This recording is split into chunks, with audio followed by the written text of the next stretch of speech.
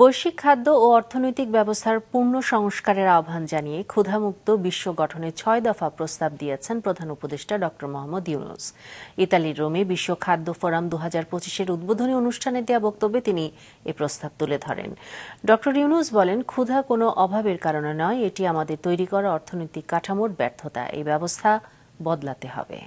We feed over 170 million people. রোমে জাতিসংঘের খাদ্য ও কৃষি সংস্থা FAO সদর দপ্তরে বিশ্ব খাদ্য ফোরামের উদ্বোধনী অধিবেশনে বক্তব্য রাখেন অন্তর্বর্তী সরকারের প্রধান উপদেষ্টা ডক্টর মোহাম্মদ ইউনূস। বলেন, আজকের ক্ষুধা খাদ্য ঘাটতির জন্য নয়, বরং আমাদের তৈরি অর্থনৈতিক কাঠামোর ব্যর্থতায় সৃষ্টি হয়েছে।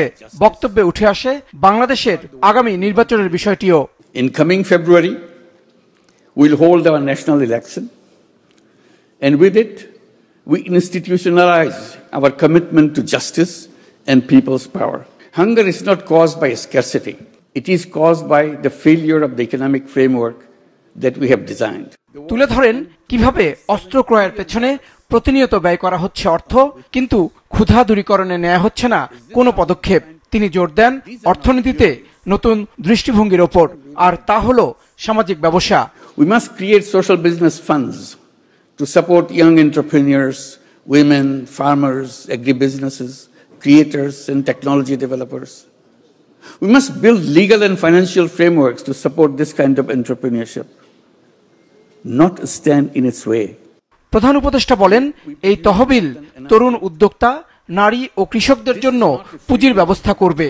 তাদের হাতে নতুন উদ্ভাবন, কৃষি প্রযুক্তি ও খাদ্য প্রক্রিয়াজাত শিল্পের প্রসার ঘটবে, যা কর্মসংস্থান সৃষ্টি করে গ্রামীণ অর্থনীতিকে আরো শক্তিশালী করবে।